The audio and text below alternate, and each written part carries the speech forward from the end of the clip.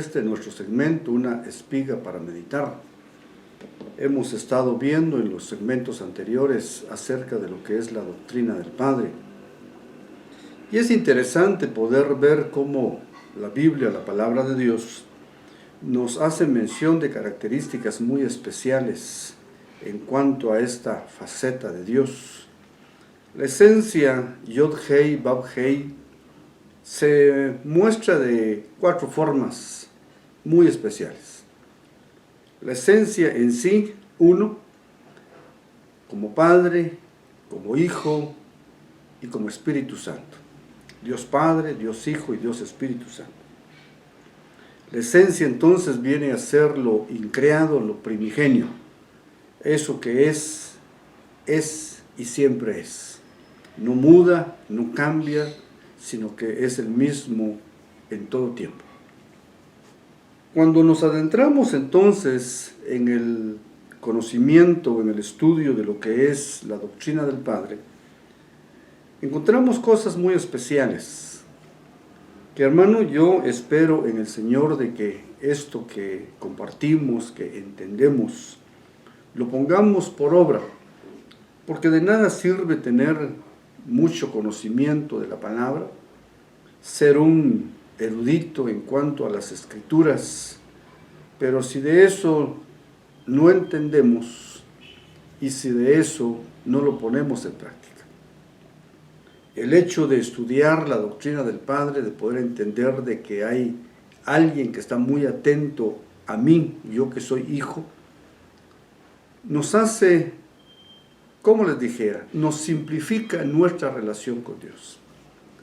Si nuestros padres terrenales nos saben dar cosas buenas, si yo pido un pan no me dan una piedra, ¿cuánto más dice la palabra, nuestro Padre que está en los cielos? Él conoce nuestras necesidades, Él asume la responsabilidad paternal sobre nosotros. Todo este inicio de nuestra relación con Dios Padre tiene su punto de partida en nuestro Señor Jesucristo. Es por medio de Él en quien nosotros tenemos Padre. Es por medio de Él en que somos posicionados como hijos. El que le conoció, el que le recibió a Él, dice que se le dio el poder, la potestad de llegar a ser hijo de Dios. Si el sacrificio de Cristo no se hubiera dado, hermano, nuestra posición o nuestra condición sería como el de una criatura más, una creación más, que tiene su privilegio por ser creación de Dios, pero no el hecho, hermano, de poder tener una relación mucho más estrecha, una relación de amor, ¿ya? Por eso dice la palabra que el espíritu de adopción dentro de nosotros nos hace decir Abba Padre. Y el término Abba viene a ser una relación muy cariñosa, muy estrecha, que únicamente se puede tener en la medida en que así nos relacionamos con Él. Si yo llamaba a mi papá, papito o papi, es por el cariño, el aprecio, el respeto, el amor hacia una figura paterna que siempre veló en todo momento por nosotros. Salud, vestido, casa, comida, estudio y quizás hasta algunos caprichos que dentro de las posibilidades económicas se fueron dando. Entremos entonces en esta oportunidad a conocer algo del embarazo espiritual. Y quiero empezar leyendo Primera de Pedro, capítulo 1, verso 23. Y dice: pues habéis nacido de nuevo, no de una simiente corruptible, sino de una que es incorruptible, es decir, mediante la palabra de Dios que vive y permanece para siempre. Tenemos entonces un punto de partida, un origen. Y ese origen lo marca la palabra de Dios. Esta palabra de Dios lo que nos trae es que seamos parte de la simiente de Dios. Decía en uno de los segmentos anteriores que el término simiente en griego es semilla, linaje, tribu, herencia, pero también se puede entender como semen, esperma. ¿Qué hace entonces la palabra de Dios? Viene a hacer que nosotros seamos engendrados para que tengamos un nuevo nacimiento. Engendrados para hacer una nueva naturaleza. ¿Sí? Esa naturaleza no natural, no terrena, sino que es una naturaleza de índole espiritual. Si la palabra de Dios entonces tiene esa función de poder hacer que nosotros seamos engendrados, es porque el esperma de Dios permanece para siempre. Es un esperma de vida, es un esperma, hermano, que nos viene a embarazar, ¿ya? Porque la palabra es Cristo. Somos embarazados entonces de Cristo. Esa nueva naturaleza en nuestro interior es la concepción en nuestro corazón de Cristo. Y de eso tenemos que velar para que nuestro proceso de embarazo lo dé a luz en el momento determinado. Puede ser un embarazo fuera de tiempo o puede ser un embarazo a tiempo. Los embarazos a tiempo son los de 9 meses y los de fuera de tiempo o fuera de lo normal son los embarazos de 7 meses o el dar alumbramiento a los 7 meses. Veamos entonces cómo lo natural puede ser encajado en lo que es lo espiritual.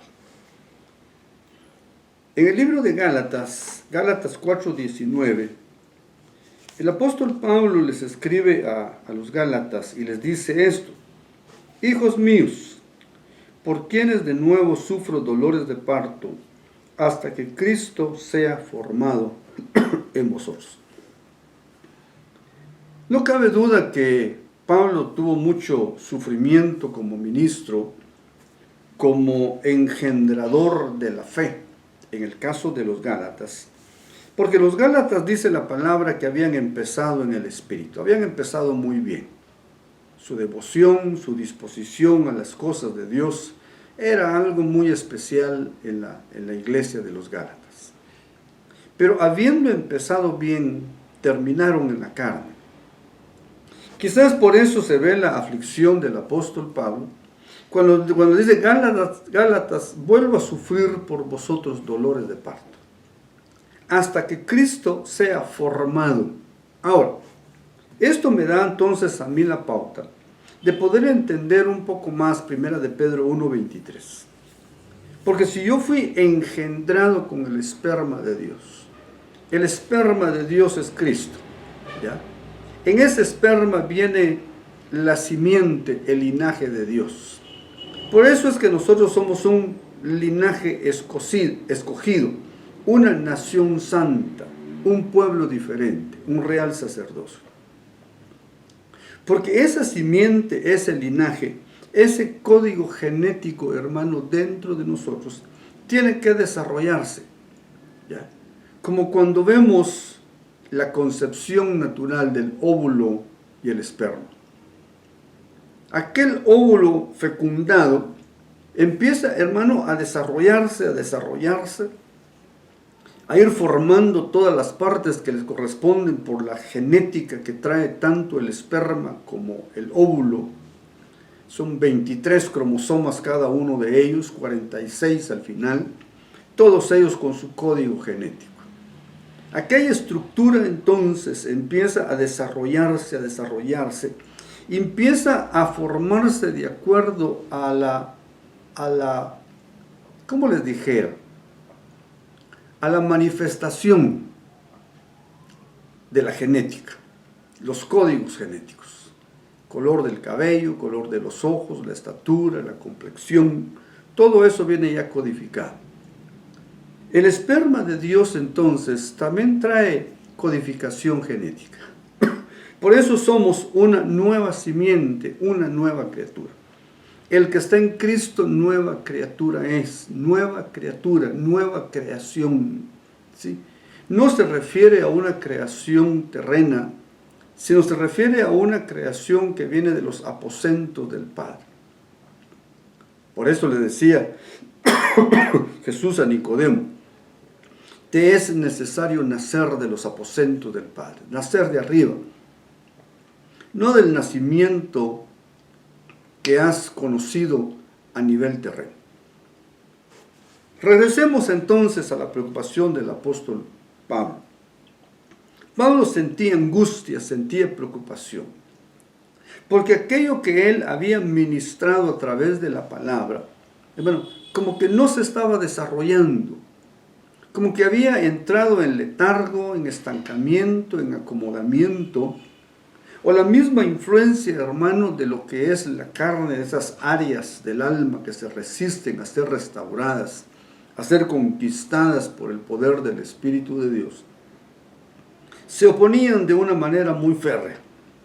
Bien dice aquí mismo en Gálatas, que todo aquel que pone su mente en las cosas naturales es enemigo de Dios. No tiene que ver nada lo divino, lo santo, lo espiritual de Dios con las obras de la carne. La carne siempre se va a oponer, siempre se va a resistir, siempre va a ser un enemigo acérrimo dentro de nosotros, a lo que corresponde a las cosas espirituales. Si Cristo debe ser formado, hermanos, tiene un tiempo para hacerlo. Dice Filipenses que aquel que empezó la buena obra en nosotros la perfeccionará. Esa es la garantía, esa es la confianza que nosotros tenemos. Pero el verso, la frase segunda de ese verso dice, hasta el día de Cristo. O sea que hay un tiempo, ¿ya? Una mujer cuando queda encinta, cuando queda embarazada, tiene el tiempo de 9 meses. Después de 9 meses, hermanos, ya se corre mucho riesgo. Pero el tiempo normal son de 9 meses. Entonces la criatura ya sabe que tiene ese tiempo para desarrollarse. Pero depende de la madre. Porque si la madre cuida aquel embarazo, le pone atención, hermano, entonces vamos a ver que la formación es normal. El proceso del alumbramiento, del parto, del desarrollo, hermano, es normal. No hay por qué apresurarlo, no hay por qué preocuparse.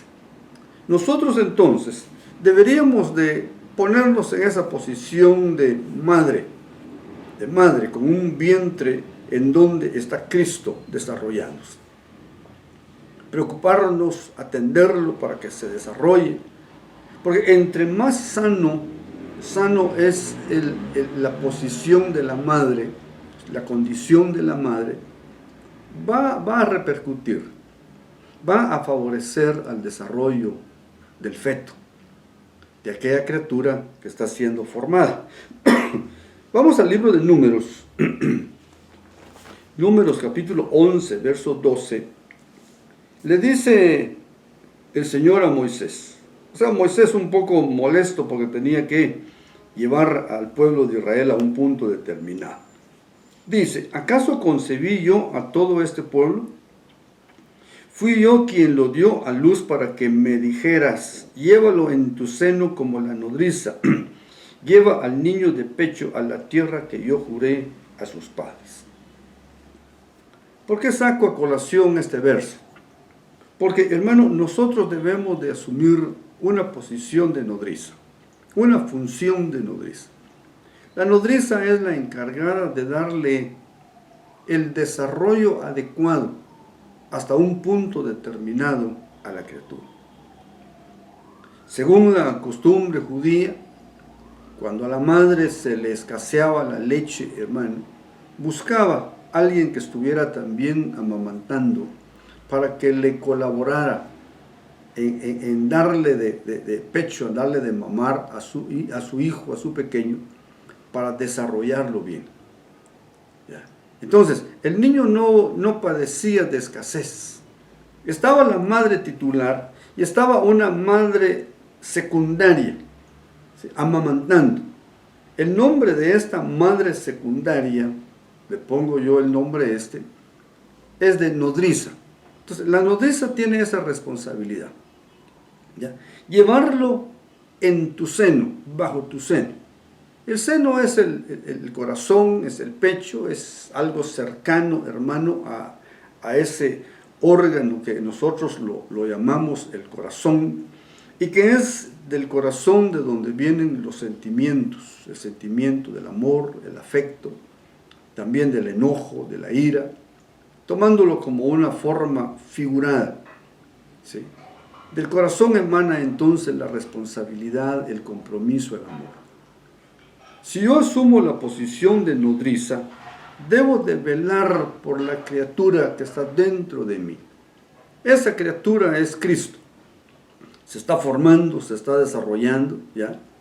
Por eso es necesario que nosotros menguemos, que menguen todo nuestro ser almático, para que Cristo pueda crecer, ¿ya? Pablo dice, ya no vivo yo, mas Cristo vive en mí. Entonces, debemos de anularnos nosotros, debemos de bajar nosotros, de disminuir la frecuencia de nuestras actividades para que Cristo pueda ser mostrado. Primero, el embarazo nunca va a ser oculto. Quizás pasa desapercibido en los primeros meses, pero después de cierto tiempo, 3, 4 meses, el embarazo se empieza a notar, ¿ya? Entonces, si en lo natural se nota el embarazo, ojalá que en nosotros se note la manifestación de Cristo en nosotros. Si estamos embarazados de Cristo, hermano, debe demostrarse, debe de verse de que estamos embarazados. Por eso Pablo dice, tengo dolores, tengo sufrimientos por causa de vosotros, hasta que Cristo sea formado. Cristo debe ser formado en toda su plenitud. Y esa plenitud de Cristo se va a mostrar en nosotros en el carácter, en ese carácter de Cristo, ¿sí? El amor, la mansedumbre, la templanza, el dominio propio, la fe, la esperanza, el gozo, la paz. Los 9 frutos o las 9 facetas del fruto del Espíritu, que es el amor. Debe de formarse. Ahora, si nosotros entonces empezamos a considerar nuestra responsabilidad como nodriza, nos va a ir mejor, ¿ya? Porque lo llevamos cerca de nuestro seno, en el amor, en el apego, en el afecto, en el interés, en el deseo, en la responsabilidad, en el compromiso, de velar por aquella criatura que está dentro de nosotros, de ese embarazo. Y tenemos que llevarlo hasta el final. No podemos dejarlo a medias. Una mujer embarazada no deja a medias su hijo, porque es un comportamiento muy natural. El niño se va a seguir formando, ¿sí? Se puede formar deforme, se puede formar débil, se puede formar frágil, ¿sí?, o se puede formar normal. Depende del vientre, de la responsabilidad que asumamos nosotros como esa nodriza. En Isaías 66:7 hay algo muy especial. Dice 66:7 de Isaías: antes que estuviera de parto, ella dio a luz. Antes que le vinieran los dolores, dio a luz un niño, un niño. Este pasaje de Isaías lo utilizo yo para enseñar el alumbramiento de 7 meses. Porque luego dice que cuando Sión estuvo de parto, dio a luz a sus hijos, muchos hijos. O cuando vemos Apocalipsis capítulo 12, en donde el dragón se puso delante de la mujer que estaba en tiempo de alumbramiento. Pero la mujer dio a luz a un hijo, a un huíos, a un maduro, y fue arrebatado para Dios y para su trono. El dragón, la serpiente, la bestia, el anticristo, hermano, ni cuenta se dio de aquel alumbramiento. Porque este personaje hizo mal a sus cuentas. ¿Ya? Él estaba confiado en el alumbramiento de los 9 meses. ¿Ya? Pero antes que le vinieran los dolores, antes de que viniera el tiempo del alumbramiento, aquella mujer dio a luz. A estos le llamo yo las primicias. Los que tienen la bendición, el privilegio de haberse ganado, porque es un galardón, el arrebatamiento. Esa parucía, esa manifestación, hermano, de una manera secreta, porque el Señor viene a las nubes y ahí recibe a los muertos en Cristo que resucitaron y a los vivos que fueron transformados. Esos dos grupos suben al encuentro con el Señor en las nubes. El Señor no viene a la tierra. Eso es una manifestación secreta, algo experimentado únicamente para aquellos que dieron la estatura. Entonces, el anticristo estaba ahí viendo que llegaran los 9 meses. Pero como nació antes de tiempo, antes de los dolores de parto, antes de los síntomas del proceso del alumbramiento, dio a luz un hijo, ni cuenta se dio. Así van a ser los arrebatados. Ni cuenta se van a dar. Ni el enemigo, ni muchos cristianos. Porque muchos cristianos, lamentablemente, no están dejando que se forme Cristo para el nacimiento antes de los dolores de parto. Se están preocupando por el alumbramiento normal. Y de esos hay muchos. Los que nacen en este sistema de parto sin dolores, hermano, son las primicias. Y las primicias, he enseñado, eran llevadas a la casa de Dios. Mientras el resto de la descendencia que se da a luz 9 meses, viéndolo en esa comparación de lo natural y lo espiritual, se llaman cosecha. Es la mayor cantidad de creyentes que van a darse a luz, que van a participar de ese alumbramiento todos. Pero ellos, la cosecha, iba a los graneros. Es otra posición. ¿En qué consiste entonces el embarazo espiritual? En que somos engendrados, concebimos el esperma de Dios. Y ese esperma no regresa vacío, sino dice que cumple el propósito con el cual Dios lo ha enviado a través de su palabra. Este embarazo es nuestra responsabilidad. Podríamos decirlo de una manera figurada o una manera espiritual. Estamos embarazados de Cristo. Y cada uno en ese proceso de embarazo lo da a enseñar, lo muestra. Unos creyentes no muestran a Cristo, no se nota su embarazo. Otros creyentes son muy maduros, muy sabios, muy prudentes, con mucha devoción, con mucha disposición a las cosas de Dios. Ese embarazo se nota. Cristo en nosotros se va a mostrar. ¿Sí? Ojalá que se muestre totalmente. Porque en el momento en que se muestre totalmente y sea desarrollado completamente, hemos alcanzado la estatura en la plenitud de Cristo. Entonces, hermano, eres nodriza y debes de asumir la responsabilidad de ese embarazo. Porque lo tienes que dar a luz. Ojalá sea en el tiempo fuera de lo normal. Porque ese debe ser nuestro propósito. Primero, si el Señor ya hubiera venido, ¿qué estamos haciendo? Pero como aún no ha venido, nuestra esperanza está en que tenemos tiempo para poder llegar puntual a la cita del encuentro con el Señor. Dice la palabra que no tengamos por tardanza su venida, porque si no lo ha hecho, hermano, es por nosotros, porque aún no hemos alcanzado lo que Él espera que alcancemos. Pero ese tiempo tiene un límite, ¿sí? Y después de ese límite, hermano, quien lo consiguió, lo consiguió.